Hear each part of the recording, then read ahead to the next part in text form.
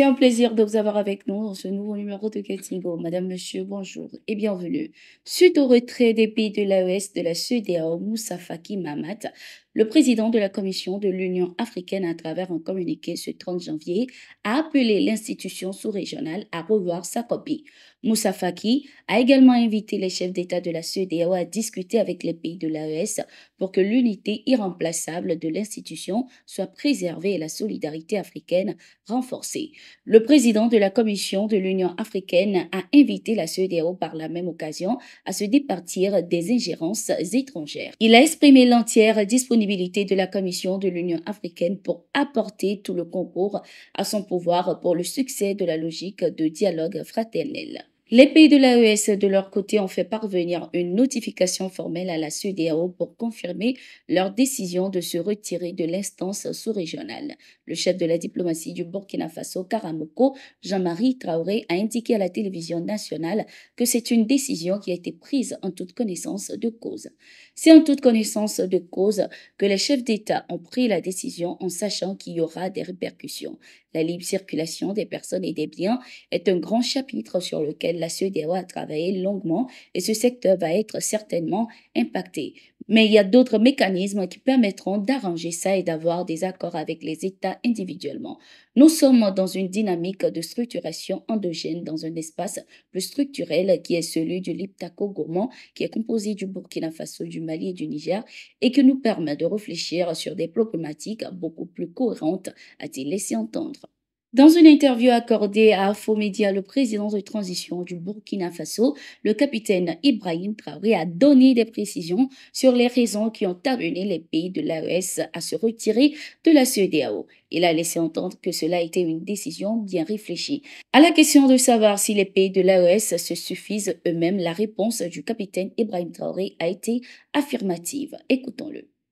Quand vous prenez l'AES, en termes de population, en termes de superficie, on est très bien.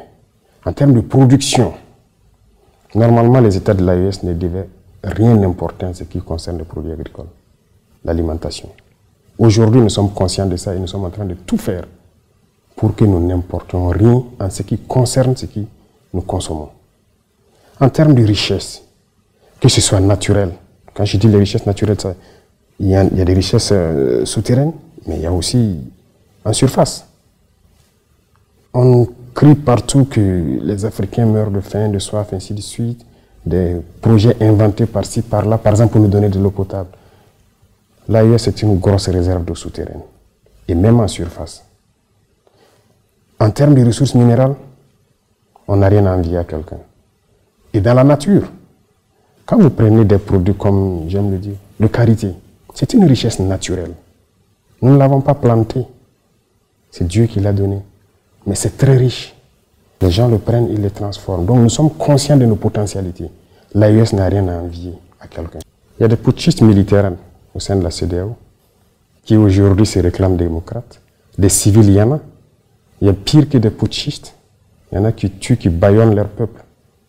Sous le silence, la CEDEAO ferme les yeux, les oreilles. Il y a plein de putschistes au sein de la CEDEAO. Je pense que c'était une volonté donc d'intégrer les peuples, de faire d'épanouissement de l'économie, de la solidarité, de l'entraide, en tout cas des vertus panafricanistes qui ont conduit donc les chefs d'État à créer donc cette organisation. Malheureusement, au fil du temps, l'organisation a perdu ces valeurs-là. Et aujourd'hui, le constat est clair. Je pense que depuis plus d'une décennie, les républiques sœurs du Mali, du Niger sont en guerre contre le terrorisme. Et au Burkina, bientôt près d'une décennie, on est en guerre. Cette organisation qui était censée donc créer l'entraide, la solidarité, nous n'avons jamais reçu d'aide venant de cette organisation. Aucun soldat, aucune logistique, aucune compassion. Lors de sa visite à Lomé au Togo, le chef de la diplomatie malienne, Abdoulaye Diop, a fait le point de la situation sociopolitique de son pays au président Faure Gnassingbé.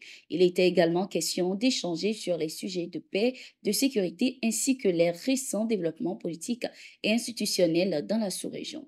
Le ministre des Affaires étrangères du Mali, de son côté, a exprimé sa gratitude envers le président de la République togolaise pour son engagement en faveur d'une transition politique réussie au Mali. Il a également salué l'implication continue du président fort en faveur de la consolidation de la paix et de la stabilité dans la sous-région. Nous n'accepterons aucun compromis qui aurait d'autres objectifs que la sauvegarde de la souveraineté, de l'intégrité territoriale et de la stabilité de la RDC. Aucun compromis n'aura pour effet de porter atteinte aux droits inaliénables du peuple congolais à la vie et à la pleine justesse de ses richesses. À ce jour, les forces de défense rwandaises continuent à opérer impunément et en violation du droit international sur notre sol. Aucun dialogue ne peut et ne pourra intervenir avec notre agresseur tant qu'il occupera une portion de notre territoire. Pour le président congolais, il n'est pas question de négocier avec le Rwanda qui agresse son pays depuis des décennies. Comme solution à la tension diplomatique entre les deux pays, Félix Tshisekedi a évoqué la mise en application du plan de paix issu des processus de Nairobi et de Luanda. Ce plan demeure la seule voie valable pour un règlement pacifique du conflit qui oppose notre pays à son agresseur, la République du Rwanda, a-t-il indiqué.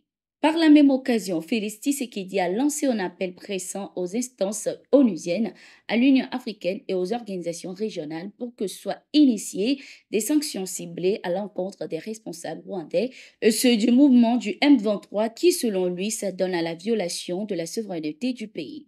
Fad Al-Dossari, l'ambassadeur de l'Arabie saoudite au Burkina Faso, a rencontré le capitaine Ibrahim Traoré ce 30 janvier 2024. Au menu des échanges, le renforcement de la coopération entre les deux pays dans plusieurs domaines stratégiques, dont la santé et la sécurité.